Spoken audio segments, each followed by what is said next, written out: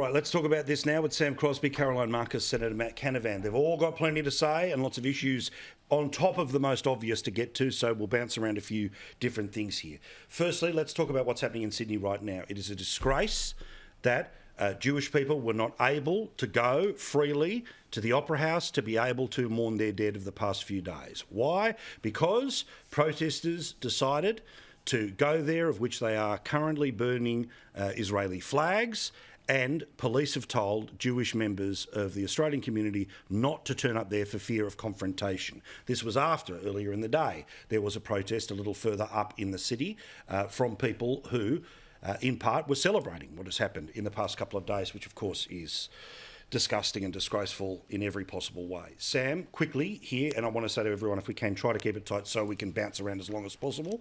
Again, despite the fact even I could talk for 2 hours tonight, which is, what do you think about what we've seen tonight at the Opera House in particular? Again, free speech means everyone to their own corners, fine and fair enough.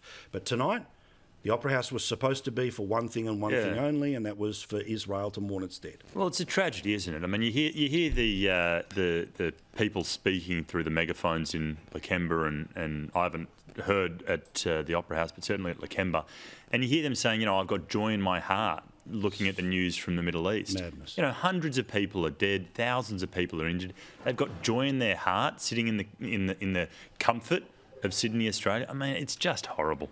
Just horrible. Matt, again, one of the joys of this country is how far away it is from the historical conflicts and the conflicts to this very hour. But what do you think about the failure of New South Wales Police to be able to keep this protest to a couple of kilometres away from where Jewish people should have been able to go tonight in peace?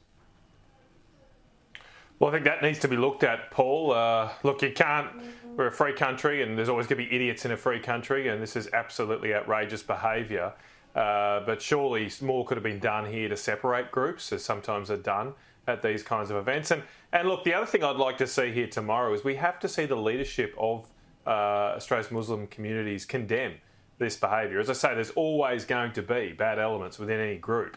But the problem I have here quite often is some of the leaders of our Muslim community sometimes seem silent, or sometimes some imams seem to even encourage this kind of conduct. And it must be condemned. It has to be condemned across all groups in our society, that people grieving the loss of loved ones here should be able to do so in peace and quiet without these morons interrupting these difficult times for the Jewish population of Australia.